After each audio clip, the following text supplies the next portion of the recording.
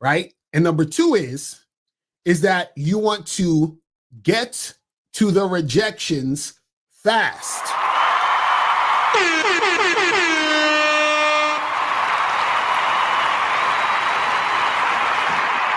You want to get to the rejections fast.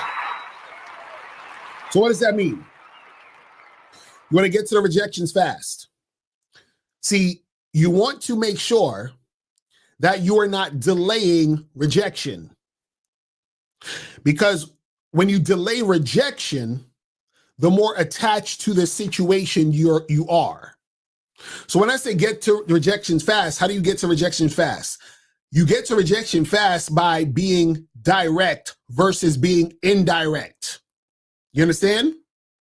So you're being direct versus being indirect. So what a lot of guys will do is they try to delay rejection by being indirect. But what happens is that when you're being indirect, in a lot of cases, it takes you longer to get the rejection. The longer it takes to get the rejection, the more invested you are in the situation. The more invested you are in the situation, when the rejection happens, right, the more emotional you'll be. So you'll be more emotional because you're more invested. So when you get to rejections fast, what happens is that it happens so quick, right, that you get it over with and you're not invested, so your emotions about it is not as high, is not as strong, right? So when it comes to you getting to the rejections fast, you're being direct about your intentions so that the woman can clearly know what you want so she can say yes or no on the spot. See, when guys are being indirect, this is what they'll do. They'll beat around the bush and they'll give the girl the number and they won't get rejected at that point. And then they'll go out on a date with the girl and they still won't get rejected at that point. But then when the guy tries to do something sexual, the woman is pushing back. She don't want to make it happen. She's not really about it. And then all of a sudden she says, you know what? Let's take our time. Let's take it slow. And then so he continues to deal with her. He's investing more time and energy. He might go on another date and another date. And then when it comes time for sex to happen, you know what she's going to say? She'll be like, oh, you know, I just don't feel that spark. Maybe we can just be friends, right? So now it took him a long time to get to that rejection. He already took on 3 or 4 dates. He spent all this money. He spent all this time on the phone with her. And now all she wants to do is be friends. So he got rejected, but he got rejected slow.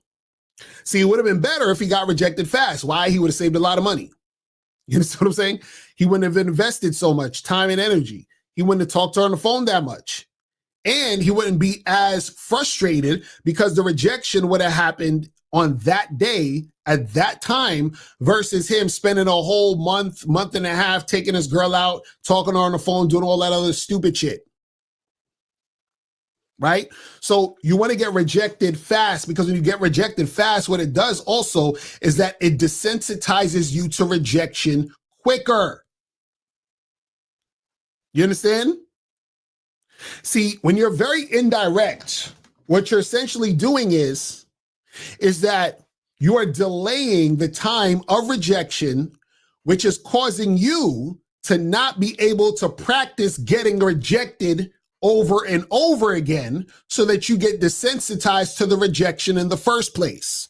When you're being indirect, what you're doing is you're spending so much time and energy with a particular woman, and that is putting her on such a pedestal, making her such a big deal. So now you want shit to even work out even more. Why? Because you've invested so much, which is going to cause you to be more emotional when it doesn't work out.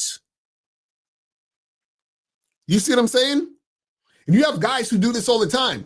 They'll spend all this time with one girl, the shit don't work out. They'll go to the next girl, spend a lot of time with her, shit don't work out. And then they're frustrated and angry because they're like, damn, these chicks keep playing me. This is why a lot of times you hear on the internet, guys will say, man, you know what? I ain't got time to be dealing with these chicks. This shit is such a waste of time. They say, this is why it's better to trick because you don't have to waste all that time. You feel what I'm saying? I should just pay for it so I don't have to waste all this time. That's why guys like to pay for it, because the guys who don't have game, they waste a lot of time being indirect and they get rejected slowly. So they feel like they've wasted all this time. What I'm telling you is get rejected fast.